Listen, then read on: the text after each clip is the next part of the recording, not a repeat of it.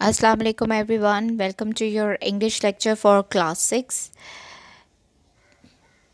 Today we are going to learn about your grammar lesson number 6 articles. A and the are called articles, and articles has two divided into two groups. A and are called indefinite articles and the is called definite article. Okay, students, what is definite article da? It is used before a noun to define it as something specific, e.g., something previously mentioned or known, something unique, or something being identified by the speaker. यानी कि हम दा को तब इस्तेमाल करते हैं जब हमने किसी ख़ास चीज़, ख़ास जगह, ख़ास शख्स के लिए इशारा करना हो, ठीक है, जो चीज़ यूनिक हो या जिसके बारे में हमें पता हो और जिसको मेंशन किया जाए, ठीक है. जैसे for example I would say that I want to talk that girl which is in the red dress. So I am now specifying the girl which is in the red dress. जब the use हो गया तो it means कि मैं एक ख़ास लड़की की तरफ इशारा कर रही हूँ जिससे मैं बात करना चाहती हूँ. इसी तरह एक और एग्जांपल ले लें. I need that bottle which is on the table.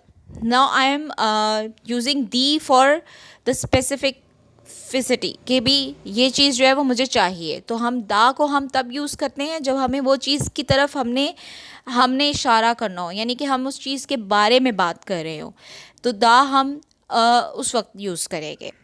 और आइडेंटिफाई करने के लिए यूज़ करते हैं कि भी हम इस चीज़ की तरफ इशारा करें. So the is going to use before noun, और दा जो है वो स्पेसिफिकेशन के लिए हम इस्तेमाल करते हैं जब हमने ख़ास चीज़, जगह या ख़ास इंसान के लिए इशारा करना हो, ठीक है.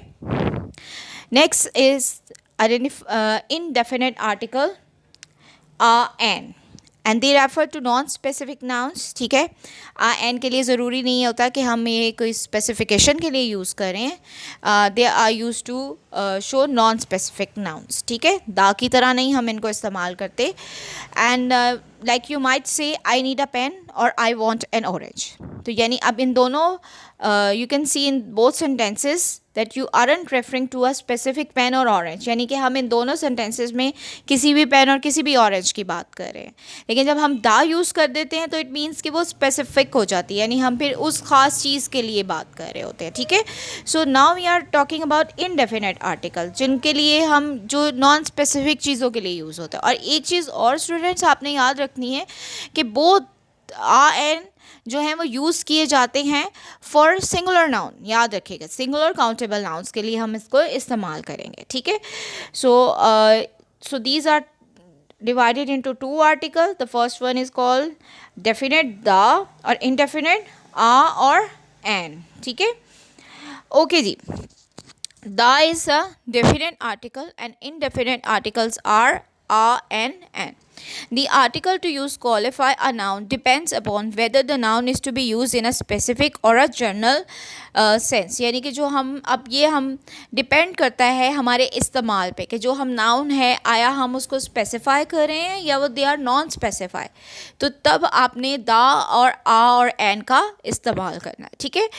As well as whether it is countable और अनकाउंटेबल और सिंगुलर और प्लूरल. और ये भी हमने देखना है कि वेदर दे आर काउंटेबल या नॉन अनकाउंटेबल हैं या सिंगुलर हैं या प्लूरल्स हैं, क्योंकि ये आपको मैं पहले ही बता चुकी हूँ.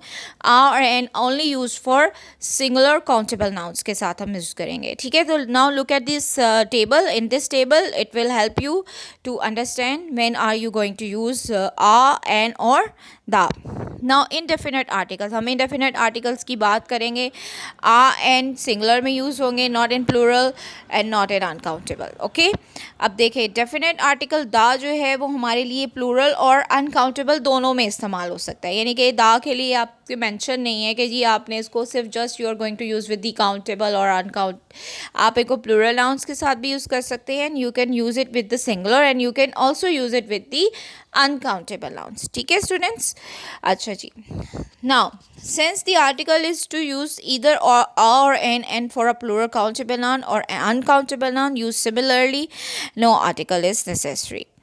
यानी मैं आपको पहले ही बता चुकी हूँ कि आपने जो इस्तेमाल करना है उनको काउंटेबल और अनकाउंटेबल नाउन्स के साथ देखकर इस्तेमाल करना है कि whether they are use a an है तो हम उसको काउंटेबल के साथ यूज़ करेंगे, और अगर दा है तो वो हमारे तीनों के साथ इस्तेमाल हो सकता है. We also see that the definite article these to be use in all cases where specific reference is intended.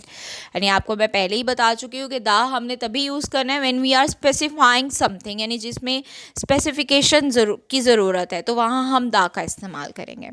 The indefinite article to use with a singular countable noun is an when the noun begins with a vowel sound not later. और यह बात आपको याद है, I have told you in classes, और फिर भी मैं for a revision I am telling you कि आपने एन तभी यूज़ करना है जो वॉवल साउंड दे रहे हैं, नॉट लेटर्स. ठीक है, देखिए जैसे सम वर्ड्स हैं जो स्टार्ट तो वोवल से नहीं हो रहे हैं, कॉन्सोनेंट से हो रहे हैं, लेकिन हम उनके साथ एन का इस्तेमाल कर देते हैं. जैसे ऑनर, ऑनेस्ट, ठीक है ना, अयर, इनके साथ हम एन का इस्तेमाल इसलिए करें because they are giving sound of vowel letters. ठीक है ना.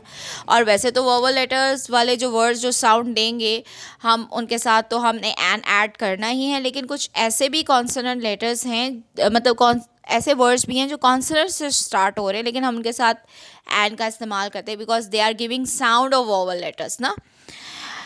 And when it begins with the consonant sound, thus we say a book but an action, a unit but an art. यानी हम जैसे फॉर एग्जाम्पल बुक है तो consonant के साथ शुरू हो रहा है तो हम we are going to write a, action के साथ एंड यूनिट के साथ आपको पता है कि यूनिट जो है वो एक अपनी साउंड, जब वोवल लेटर्स अपनी साउंड देते हैं, यानी कि जैसे यू है, यूनिफॉर्म है, या यूनिट है, या हम कहते हैं कि इनके साथ हम आ नहीं एन नहीं लगाते बिकॉज क्योंकि यू जब अपनी साउंड देता है तो फिर हम उसके साथ एन ही आ का इस्तेमाल करते हैं. लेकिन जैसे लाइक आर है तो हमने इसके साथ, मैंने आपको पहले ही बताया कि कुछ वर्ड्स जो है कॉन्सोनेंट लेटर से स्टार्ट हो रहे हैं लेकिन हमने उनको उनके साउंड की वजह से उनके साथ एन का एडिशन कर रहे हैं क्योंकि वो साउंड में वोवल लेटर की साउंड दे रहे हैं. तो ये आपको समझाया गया है कि there are certain words which gives you a vowel letter sound but they are starting with the consonant letter, तो हम उनके साथ